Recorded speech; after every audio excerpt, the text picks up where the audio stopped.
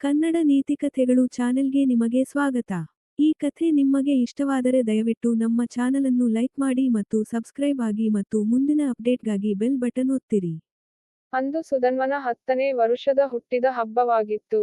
ಅವನ ಅಪ್ಪ, ಅಮ್ಮ ಮಗನಲ್ಲಿ ಉಡುಗೊರೆ ಏನು ಬೇಕೆಂದು ಕೇಳಿದರು. ಆಗ ಅವನು, ಅಪ್ಪ ನನಗೊಂದು ಹೊಸ ಮೊಬೈಲ್ ಕೊಡಿಸು.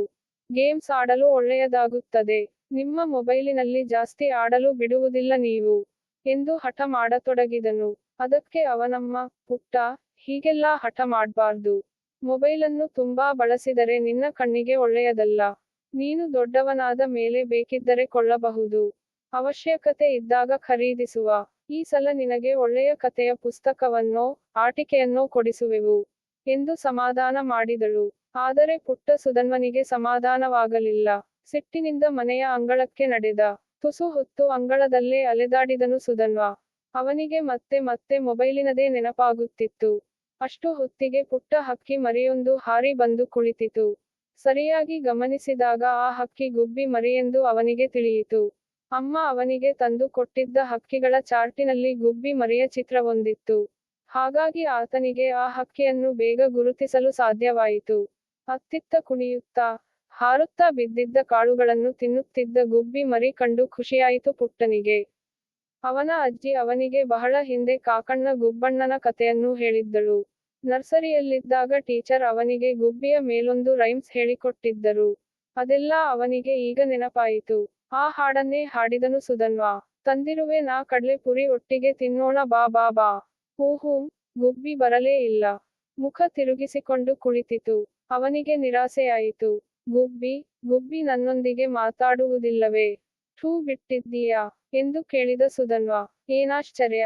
ಆ ಗುಬ್ಬಿಗೆ ಮನುಷ್ಯರೊಂದಿಗೆ ಮಾತನಾಡಲು ಬರುತ್ತಿತ್ತು. ಅದು ತಕ್ಷಣ, ಸುಧನ್ವ ಹೇಗಿದ್ದೀಯಾ?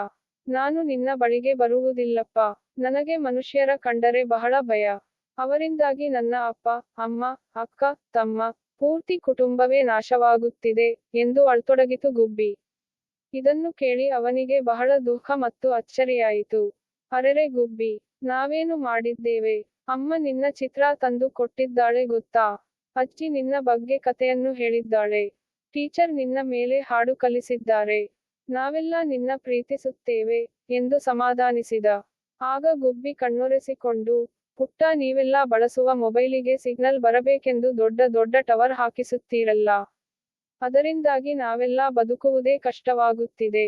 ಎಷ್ಟು ಬೇಕೋ ಅಷ್ಟಕ್ಕಷ್ಟೇ ಮೊಬೈಲ್ ಬಳಸುತ್ತಾ ಹೋಗಿದ್ದರೆ ನಮಗೆ ಬಹಳ ತೊಂದರೆ ಆಗುತ್ತಿರಲಿಲ್ಲ ಗೊತ್ತಾ? ಮನುಷ್ಯರ ದುರಾಸೆಯಿಂದಾಗಿ ನಮ್ಮ ಪ್ರಾಣಕ್ಕೆ ತೊಂದರೆ ಉಂಟಾಗುತ್ತಿದೆ. ನಾನಿನ್ನು ಹೊರಟೆ. ಇಲ್ಲಿ ಇರಲಾರೆ ಹೆಚ್ಚು ಕಾಲ, ಎಂದು ಹೇಳಿ ಬುರ್ರನೆ ಹಾರಿ ಹೊರಟು ಹೋಯಿತು ಗುಬ್ಬಿ ಮರಿ. ಗುಬ್ಬಿ ಮರಿಯ ಮಾತು ಕೇಳಿ ಸುಧನ್ವನಿಗೆ ಬಹಳ ಬೇಸರವಾಯಿತು. ತನ್ನ ತಪ್ಪಿನ ಅರಿವಾಯಿತು.